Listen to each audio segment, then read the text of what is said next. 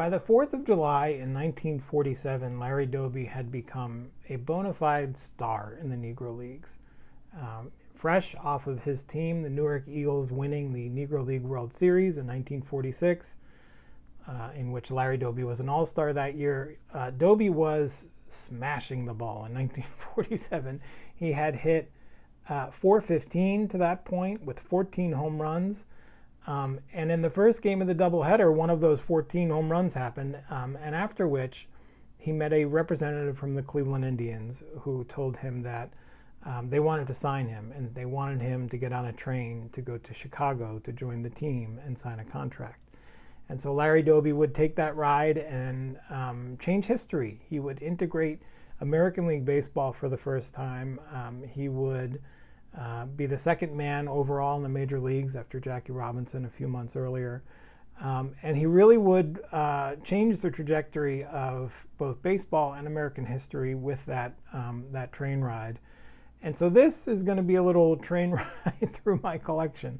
I'm a big fan of Larry Doby. I've collected a bunch of his stuff throughout the years, and I hope some of it will help tell the story of Larry Doby.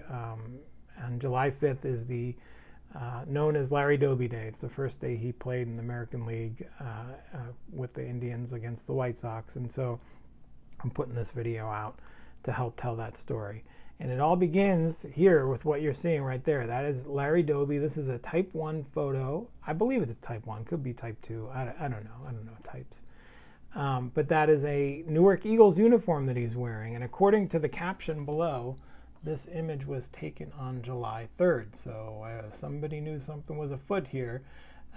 It says, first Negro in American League, Larry Doby, former second baseman for the Newark Eagles of the Negro National League, who has been signed by the Cleveland Indians. It marks the first time a Negro player has been signed by an American League team. And if you look at the back of you can see Larry Doby there with some red marker or crayon. Received Examiner Reference Library, July 6, 1947. Pretty cool. And so if this image looks familiar to you, it's because it's the same image they use in his exhibit card. And so they airbrushed out the E in the Eagles and put a facsimile autograph on there. These were issued 1947 to 1966. I suspect this was somewhere in the 50s probably, but this was a gift from Coach Miller in Cleveland, a very appreciated gift. And look at that smiling Larry. And so Larry, again, would go on to change history. And on that, speaking of type 1 photos here, I'm going to put this down. Stick with me here. I don't know how the mechanics of all this is going to work out. This is a type 1 photo of Larry Doby meeting the man who would become a mentor to him. This is Bill Veeck on the left and Larry Doby on the right. And let me just read the caption to you here while we're looking. July 5th, Doby meets his new boss. Larry Doby on the right, the American League's first Negro player, shakes hands with his new boss, President Bill Veeck of the Cleveland Indians, following Doby's arrival from Newark, New Jersey this morning to join the Cleveland Ball Club. And so this is the moment that Larry Doby met the man who he said was like a second father to him, Bill Veeck. And so this is in Cleveland. Notable to me is the oversized suit that Larry is wearing. Imagine showing up for your new job, and I don't know, it's just an amazing, amazing image to me. And look at the smile on both their faces, and you can see here, same thing. Bill Veeck, Larry Doby, Examiner Reference Library, July 18th, 1947. So very cool. I'm very happy to have that. And like I said, July 5th, 1947, Larry Doby integrated American League Baseball. This is a program from what I think could be that day in Chicago. I'm not 100% sure, and somebody can maybe tell me. But this is the White Sox program from 1947, and they were playing the Cleveland Indians. And if you look in here, you'll see the conspicuous absence on the Cleveland Indians roster. Larry Doby would not be in there. There's no number 14 in there. He should be between Lopez and Kleiman. And he wouldn't have been in there because nobody was really expecting this. Nobody, the people who prepared the programs for the Chicago White Sox, it was sort of a surprise thing for everybody who wasn't Larry Doby and the Cleveland Indians.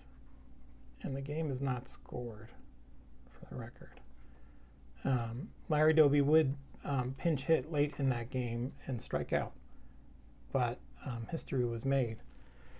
And so Larry Doby had a tough first year. In his second year, 1948, he got acclimated to things and began to hit and began to help propel the Cleveland Indians to a great season and to the World Series. And the Cleveland Indians, of course, would win the World Series that year. And one of the things that Larry Doby is probably most famous for is hitting a home run in Game 4 of the World Series. Off of, who did he hit the home run off of? I don't remember. I want to say Johnny Sane, but I'm not sure.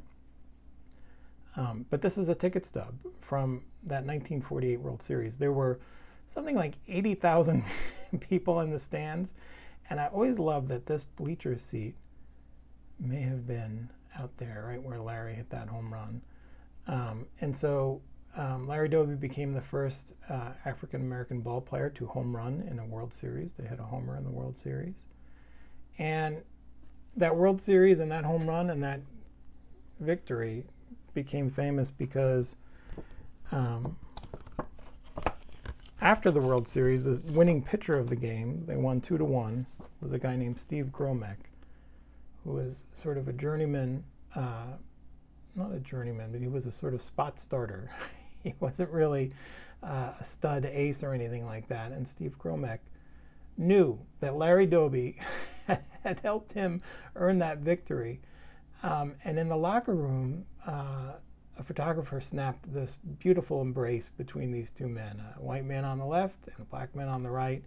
And this image was sent around to the country on front pages of newspapers all across America and helped sort of concretize the change that had happened in Major League Baseball in places far and near to Cleveland and Michigan, where Steve Gromek was from. And this is a Type 1 photo as well. Cleveland, Ohio. The happy ball players shown above are Steve Gromek, who hurled 7-hit ball, and Larry Doby, who hit the first home run of the series and the margin of victory as Cleveland took its third straight game to jump to the lead 3-1 in series games. The final score was 2-1. Very cool. And this is a really famous photo, international news photo. You can see there. This is after the series ended, October 12th, 1948. And so this photo would end up being used, where is it, on the Congressional Gold Medal coin that Larry Doby would get posthumously a few years ago. And that is Larry Doby embracing Steve Gromek, Larry Doby Jr. There he is at Hinchcliffe Stadium on that Congressional Gold Medal replica coin there. Larry Doby Jr. fought to have this image put on the Congressional Gold Medal. There had never been a Congressional Gold Medal that showed somebody who wasn't the recipient of a Congressional Gold Medal. The Gromeks loved the idea, and the idea went forward, and here it is. So anyway, in 1949, the Bowman Baseball Company issued their 1949 Bowman set and integrated the collections of the youth of America by issuing this baseball card.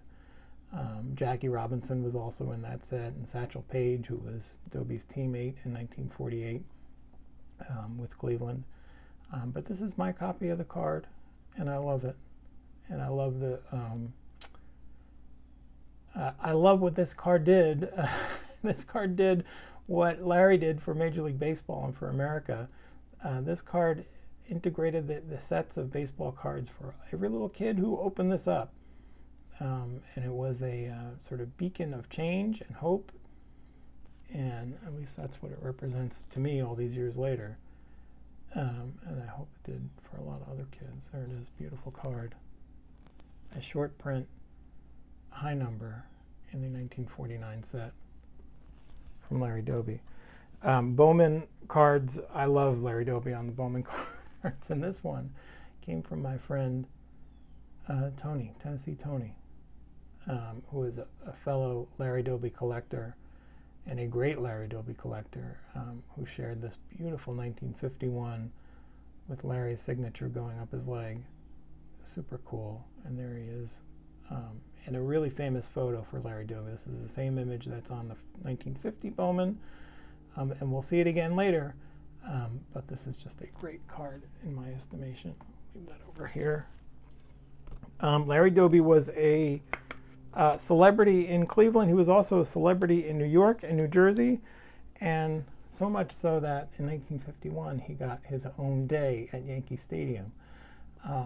That's Larry Doby there in a chafing dish that is his mortgage of his home in Paterson, New Jersey, being set on fire by, I don't know if Mel Allen lit the match, but that's Mel Allen on the right.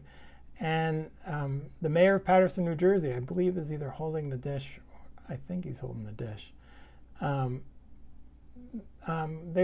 Larry Doby was a celebrity in New Jersey and New York, and so Larry Doby, who had played in Yankee Stadium with the Newark Eagles in the Negro Leagues, came to Yankee Stadium for Larry Doby Day, a visiting player day, and his hometown of Paterson decided they were going to pay off his mortgage for him. Just a super cool card, and this is actually a Yankee Stadium issued postcard. Burning Larry Doby's house mortgage, Mel Allen, in the right. So I love that image. It's very cool. And again, Larry Doby was famous. His cards continue here. This is a Burke Ross issue. One of my favorites. I just love the sort of, I don't know, the color scheme really works well with Larry there, between the red on his chest and the red on the cap and the sort of rouge background there. I love this Burke Ross card in this great set on the Hit Parade of Champions. Beautiful card. And I got some other cards here. Again, I just recently showed this one. This is Larry Doby, probably in Cleveland, I think, or is that an away game? Maybe Scott from Reindeer Studios can tell me. But this is him with his foot up on the outfield, on the dugout step there. And this is a groundbreaking set of baseball cards, 1953 Bowman. No names or text on the front, like a magazine cover photo. This was, and is really appreciated now as one of the great sets of all time. And I love this card of Larry's, and I love it particularly even more because on this 1953 Bowman set, on the back, the Bowman Company left open a cell for kids to write in the season statistics of baseball players. And so the youngster who had this card followed Larry Doby's career the way that I might have and wrote in his statistics at the end of the year. 149 games. He hit, what did he hit? 29 homers, 102 RBIs. Just a really cool interaction between Larry Doby and a fan that Larry probably never knew about, but I do. And I have this card as part of my collection. I'm super excited about that as well. Let's continue with a couple more 1954 issues. This one is taken at Yankee Stadium. As I said, they loved him in New York. There's Larry sitting on the dugout steps. I love this card. I think this sort of, the saturation of the colors here is just super awesome. The green and the deep, deep blue on his hat. That's the away hat. No red on the bill. And right there in Yankee Stadium, I just think this is one of his most gorgeous cards. 54 was a great season for Larry Doby. He came in second in the MVP voting that year to one Yogi Berra. And Larry was not sour about that, he says. Although I think, looking at the numbers, you probably could make the case that he deserved the MVP. This card I ended up grading myself. I just love this card. Just a beautiful example. And I ended up grading this one too. This is the Dandy Potato Chip Larry Doby. And again, the color scheme here is just so cool and so rich. It's just really, really cool. You see there, it's like the wax. This came out of a bag of potato chips, so you can see staining from the grease there. Really neat. Really neat card. Also in 1954, Red Man Tobacco. Beautiful card. This is without tab. This is from my buddy Greg from Midlife Sports, who gave this to me. Super cool. Larry Doby was a star.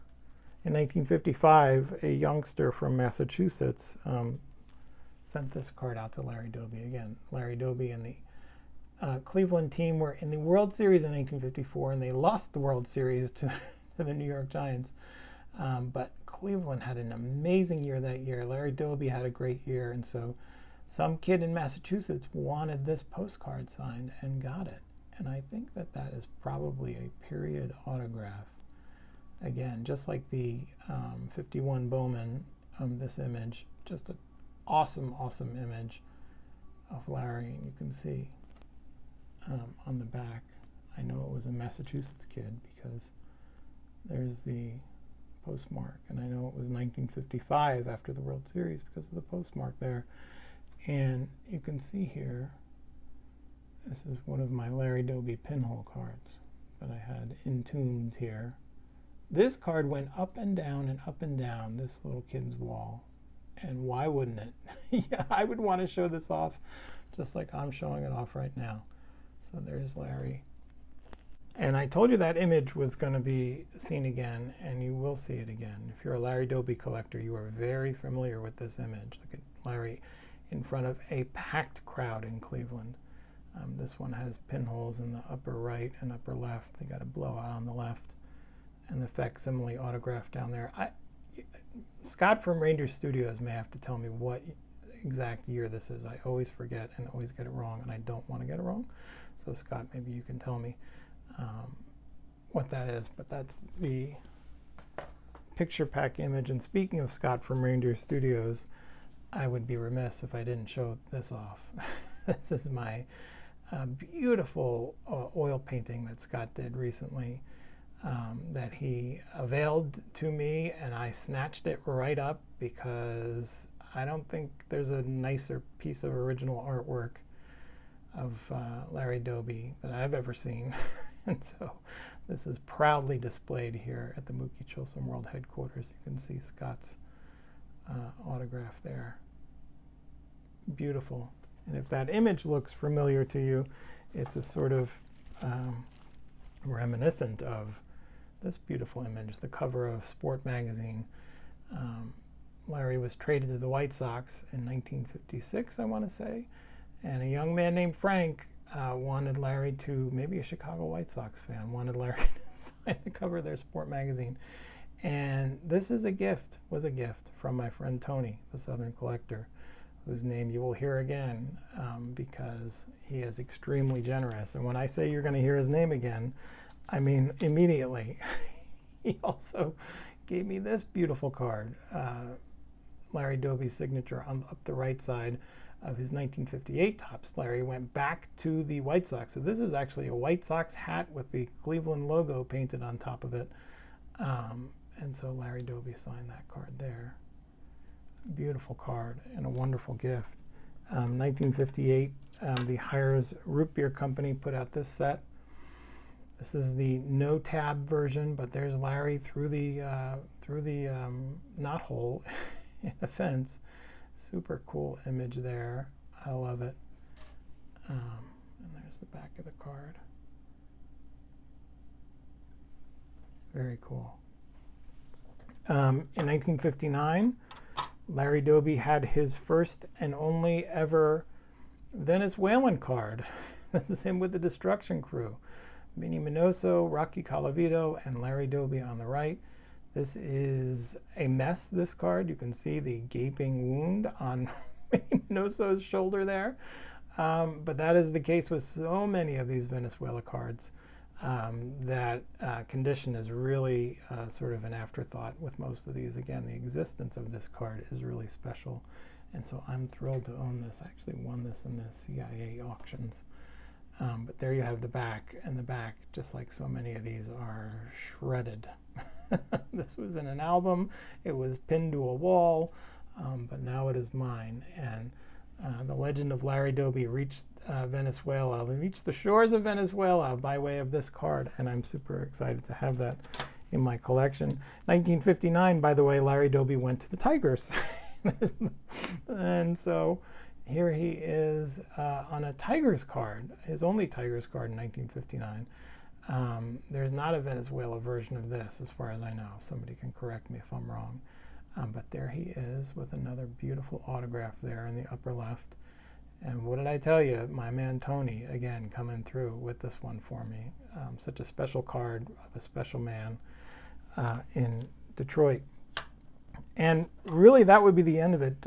Larry Doby ended up going back to the White Sox later in the 1959 season. So his career was essentially over. He went back to Newark and New Jersey to live and raise his family. But his buddy Don Newcomb came a-calling in 1962. And Larry Doby, who would go on to become the manager of the White Sox, the second African-American man to manage a Major League Baseball team, would, before that happened, get recruited by Don Newcomb to go to Japan.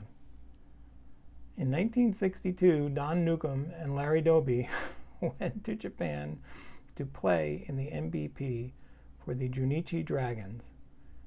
They were the first former Major League Baseball players ever to cross over and to play in Japan for a professional team. An amazing thing because, again, Larry Doby was in the armed services. He was in the was in the Pacific Theater in World War II. Never saw any action, but he was in that war. And here he is going back to the Pacific in Japan to play for the Junichi Dragons. He did it for 1 year. This is one of, I think, only a couple of cards of his. And there's only maybe a handful of these that exist on planet Earth. And so I'm super thrilled and honored to own this one, which has a very cool pitching grip on the back. And so this is probably my rarest Larry Doby card, and one of my favorites. But there are so many favorites. If you want to learn more about the amazing career, life, and groundbreaking historical achievements of the great Larry Doby, you should read 3 books. The first, and the place to start, is a book called Pride Against Prejudice. It's Dr. Joseph Moore. It was written before Larry Doby got into the Hall of Fame, and I would contend that this is one of the books that helped lay the groundwork for Larry Doby eventually getting into the Hall of Fame in 1998. So read that book first, start there. There's also Our Team by Luke Epplin, which does a great job of chronicling the 1948 World Series run by the Cleveland team, and it profiles Satchel Paige and Bill Veeck and Bob Feller, but also Larry Doby, and it's a great book by Luke Epplin that you should also read. And then finally, there's Larry Doby in Black and White, and that's by an author named Jerry Eisenberg, who is a famous and influential reporter and writer from New Jersey, who was great friends with Larry Doby, and he was also great friends with Monty Irvin, and all 3 of them were friends together. Of course, Monty and Larry played together on the Newark Eagles and then played against each other in the major leagues in the 1954 World Series, in fact. Larry Doby died in 2003, and Jerry Eisenberg had been writing a book about Larry Doby. I'm not sure when he started, but it was certainly ongoing and a sort of project that was on sort of a back burner for Jerry as he tells the story. But when Monty Irvin got sick and was on sort of close to the end of his life, he told Jerry Eisenberg, who was his good friend, that he needed to finish his book about Larry Doby, he needed to publish his work, that the world needed to know more about Larry Doby. And so that book was published a few years ago, and so I would highly recommend it. It's extremely rich and told from a great perspective. and you will really enjoy that book. And I bring that up last because this is the last piece that I'll show you. Here is Monty on the left and Larry Doby on the right. Again, these two were teammates in that 1946 run to the Negro League World Series, so we'll end where we began. And they were lifelong friends, lifelong New Jerseyans. And so this photograph was autographed. You can see the ballpoint pen. Best wishes, Larry Doby, and good luck, Monty Irvin.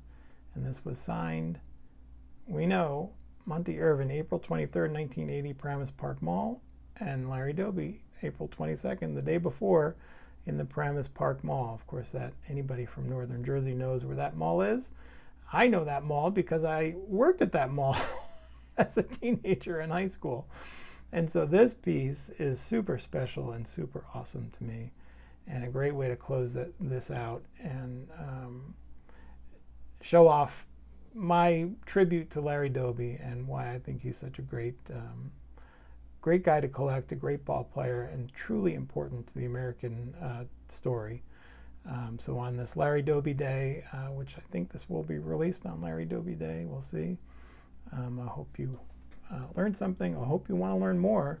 And if you want to learn more, just let me stop the presses here for a second and keep going. There are two other ways that I just want to clue you into. Number one, you should watch this video, The Larry Doby Show. It's on the For Collectors channel. My friend Dan from Dan's Vintage Baseball PC was the master of ceremonies and hosted both Scott from Reindeer Studios, who's a Clevelander and a true Larry Doby fan from the beginning, and my friend Tony from the Southern Collector channel, who is another great big Larry Doby fan, has one of the most epic collections you'll ever see on any front, let alone Larry Doby. Those three guys collaborated to do a more fulsome historical telling of what I did here in much more detail, and frankly with a dazzling array of beautiful and amazing cardboard and cards to help them tell the story. So check out Dan's interview of Scott and Tony on the For Collectors channel, The Larry Doby Show. I will link to it in the description, and you should enjoy it and watch it because I did. And then the other thing is there's this museum in Paterson, New Jersey, attached to Hinchcliffe Stadium. Now, Hinchcliffe Stadium is the stadium you see in the back of this coin behind Larry Doby there in Paterson.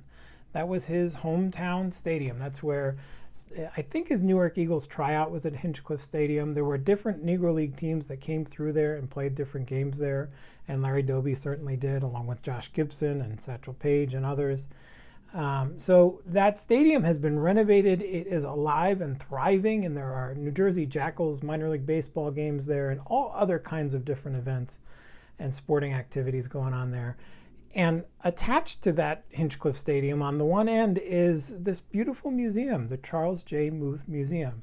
And it's amazing. It's got some great memorabilia from both Larry Doby and Monty Irvin and a bunch of other Negro League ball players. And there's a ton of rich history in Paterson and in Hinchcliffe Stadium that are in that Muth Museum. They've held incredible events that I've been able to attend. The Sabre folks put on a Larry Doby Day there that was just out of this world amazing. Dan from Dan's Vintage Baseball PC set up at a baseball card show that was there at one point that I happened to stumble on him there and hang out with him for a little bit. So check out Charles Muth Museum online. You can see it there at the hinchcliffestadium.com/museum. I hope you'll check them out online and go there and visit them in person. They have a great little gift shop. I got a bobblehead, a Larry Doby bobblehead there. Anyway, that's enough of my advertisement.